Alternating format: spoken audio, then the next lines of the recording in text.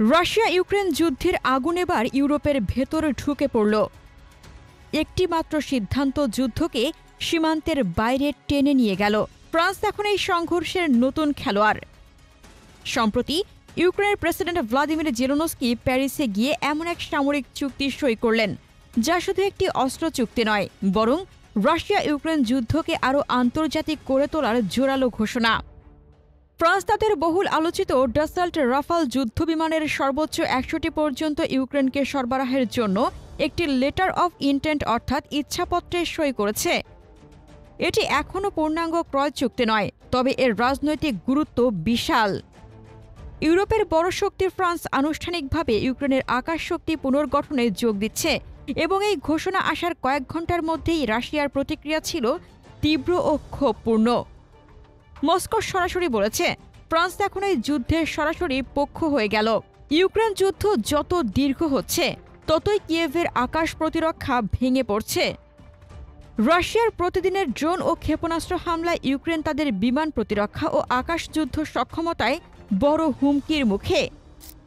এই প্রেক্ষাপটে ইউক্রেন শুধু সাধারণ সামরিক সহায়তা নয়, উন্নত মাল্টিরোল ফাইটার চাইছিল। ফ্রান্স এখানেই সামনে আসে। রাফাল বিশ্বের অন্যতম দক্ষ মাল্টিরোল যুদ্ধবিমান। একই প্ল্যাটফর্মে air superiority, deep strike, reconnaissance, electronic warfare সবকিছু করা যায়। এই বিমানের শক্তি ও বহুমুখিতা ইউক্রেনের যুদ্ধ ক্ষমতাকে নতুন পর্যায়ে নেবে এবং ফ্রান্সের প্রেসিডেন্ট ম্যাক্রো অনেকদিন ধরেই চাইছিলেন ইউক্রেনকে এমন একটি গেম চেঞ্জার সহায়তা দিতে। কিন্তু রাশিয়ার ক্ষোভের মূল কারণ শুধু চুক্তি নয়। মস্কো মনে করছে এই সিদ্ধান্ত রাশিয়ার আকাশযুদ্ধ কৌশলকে জটিল করবে। রাফালের AES-এর রাডার, মিটিওর দীর্ঘ পাল্লার এয়ার টু এয়ার মিসাইল আর SCALP EG stealth cruise missile রাশিয়ার গভীরে আঘাত করার সক্ষমতা দেয়।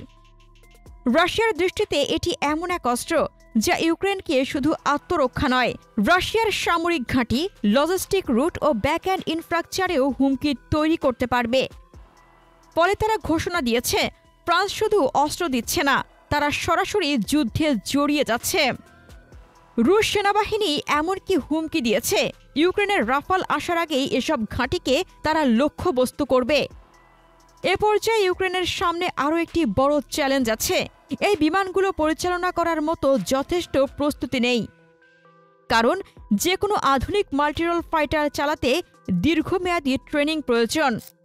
ইউক্রেনের অধিকাংশ পাইলট এখনও MiG-29 বা Su-27 প্ল্যাটফর্মে অভ্যস্ত। রাফালের এভিওনিক্স, অস্ত্র ব্যবস্থা, নেটওয়ার্ক সেন্ট্রিক ওয়ারফেয়ার সবকিছুই নতুন। শুধু পাইলট নয়, ground crew, technical unit, engine maintenance সবকিছু নতুন করে তৈরি করতে হবে। বিমান ঘাঁটিও পুনর্গঠন করতে হবে, কারণ রাশিয়া নিয়মিত এসব স্থাপনায় আঘাত করছে। বাস্তবে রাফাল যুদ্ধক্ষেত্রে কার্যকর হতে সময় লাগবে কমপক্ষে 2 থেকে 3 বছর। আর এই সময়ের মধ্যে ইউক্রেন কি এই প্ল্যাটফর্মকে সঠিকভাবে মোতায়েন করতে পারবে, তা নিয়েও প্রশ্ন আছে। এদিকে ফ্রান্স রাফাল দেওয়ার ঘোষণা দেওয়ার পর রাশিয়া তাদের বিমান বাহিনীর আধুনিকায়ন আবার ত্বরান্বিত করেছে। তারা বলছে, যে অঞ্চল থেকে রাফাল উঠবে সেই অঞ্চল রাশিয়ার প্রিএমটিভ স্ট্রাইক তালিকায় থাকবে। পাশাপাশি রাশিয়া এখন Su-57 উৎপাদন বাড়াচ্ছে এবং ইউরোপের দিকে অতিরিক্ত কিনজাল হাইপারসোনিক মিসাইল মোতায়েনের কথাও বলছে। তাদের মতে, ইউক্রেন যদি রাফাল পায়, রাশিয়াও বাধ্য হবে ইউরোপের চারপাশে আরও আক্রমণাত্মক প্রতিক্রিয়া বলয় তৈরি করতে। ফলে ইউরোপের নিরাপত্তা পরিস্থিতি আরও অনিশ্চিত ও জটিল হয়ে উঠছে। এখন প্রশ্ন, 100টি রাফাল কি সত্যিই ইউক্রেনের হাতে পৌঁছাবে? রয়টার্স জানাচ্ছে, এটি 10 বছরের একটি রোডম্যাপ। প্রশিক্ষণ, মেইনটেন্যান্স, অবকাঠামো সব তৈরি করতে সময় লাগবে। একটি রাফাল ফুল প্যাকেজের দাম প্রায় $200 থেকে $250 মিলিয়ন। সেক্ষেত্রে 100টি সংগ্রহে খরচ হতে পারে $20 বিলিয়ন বেশি। ইউক্রেনে অর্থ কোথা থেকে পাবে এখনও স্পষ্ট নয়। ফ্রান্স বলছে, অংশবিশেষ ইউরোপীয় ইউনিয়ন ও আন্তর্জাতিক ফান্ড দেবে। আবার কেউ বলছে, রাশিয়ার জব্দ করা সম্পদ ব্যবহার করা হতে পারে। তবে সমালোচকরা বলছেন, ইউক্রেন এই মুহূর্তে অর্থনৈতিক সংকটে, সেখানে এই মাত্রার চুক্তি বাস্তবসম্মত নয়। এদিকে ফ্রান্স কেন এমন ঝুঁকি নিল, এর কয়েকটি ভূরাজনৈতিক কারণ আছে। প্রথমত, জার্মানির দ্বিধাগ্রস্ত নীতি ও আমেরিকার অভ্যন্তরীণ রাজনৈতিক সংকটের মধ্যে ফ্রান্স ইউরোপের সামরিক নেতৃত্ব দখল করতে চাইছে। দ্বিতীয়ত, ফ্রান্স তাদের প্রতিরক্ষা শিল্পকে শক্তিশালী করতে চায়।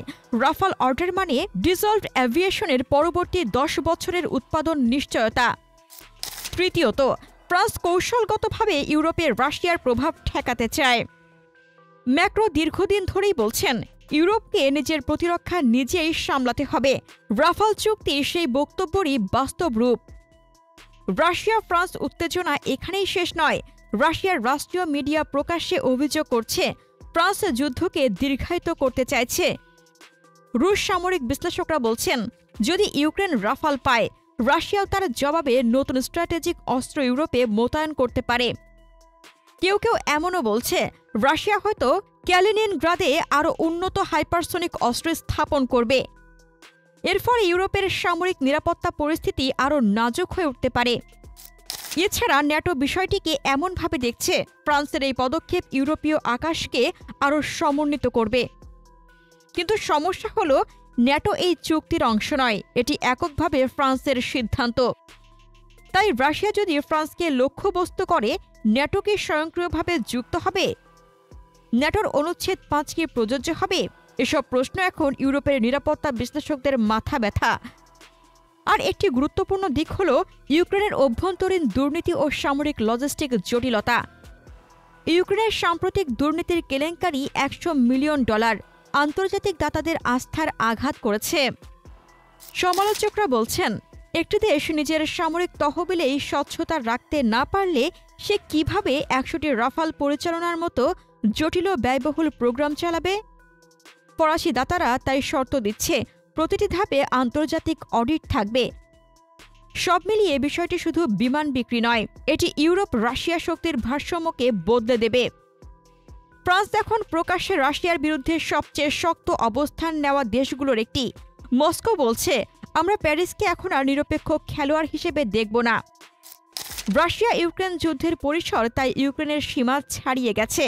এখন সেটি ইউরোপের ভবিষ্যৎ নিরাপত্তা, অর্থনীতি ও কৌশলগত স্থিতিশীলতার ওপর সরাসরি প্রভাব ফেলেছে।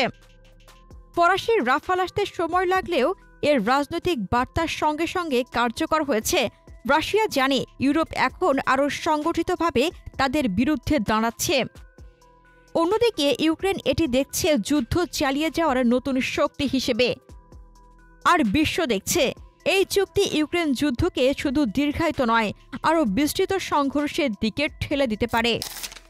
প্রিয় দর্শক, ফ্রান্সের এই সিদ্ধান্ত কি ইউক্রেন যুদ্ধকে শেষের দিকে ঠেলে দেবে, নাকি উল্টো ইউরোপকে আরও বড় সংঘাতের দিকে টেনে নেবে? আপনার মতামত কমেন্টে জানান।